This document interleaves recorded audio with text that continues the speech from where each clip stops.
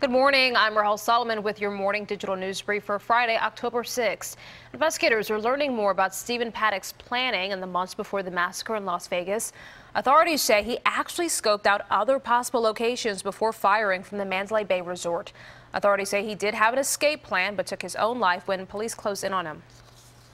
And mold forces New Jersey officials to shut down a Gloucester County elementary school. Last night, the Monroe Township Board of Education decided to bus Holly Glen students to 3 other schools until they can get rid of the mold. The decision affects more than 500 students. Officials say Holly Glen will be closed for at least 3 weeks.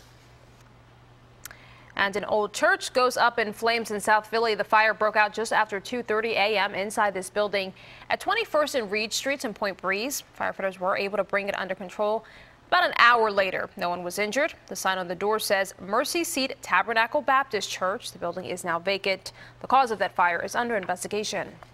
Okay, let's check in now with meteorologist Katie Valentine. Katie, looks like we are in store for a very warm weekend. We are. Temperatures at least into the low, if not mid 80s, right through the weekend, and that also includes today. We'll certainly talk more about the temperature trend in our area in a moment, but I do also want to focus on the tropics. We mentioned Nate that's still churning as a tropical storm and essentially making a beeline toward the central Gulf Coast. The expectation is that New Orleans is going to be almost directly in its path, whether it's off by a couple of miles. That is a city that's certainly going to be impacted by this storm as it makes its landfall, whether it's as a tropical storm as indicated here or maybe even strengthening to a Cat 1 hurricane. Now, eventually that moisture gets drawn into our area and we'll have to contend with some very soggy conditions, but not until next week. So for now, it's generally just partly sunny, feeling like summer, warm, muggy, 84 degrees. You would never know by just first glance at this that this was an October forecast, but there you have it. Patchy fog reigniting again, or redeveloping, I should say.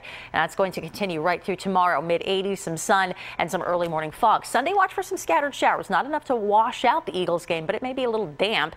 Monday, though, that tropical moisture arrives. That'll be the next necessity for you to have the umbrella on hand. Rahel? All right, Katie, thank you. And remember, you can always get Katie's most up-to-date forecast and the latest stories right here on CBSPhilly.com.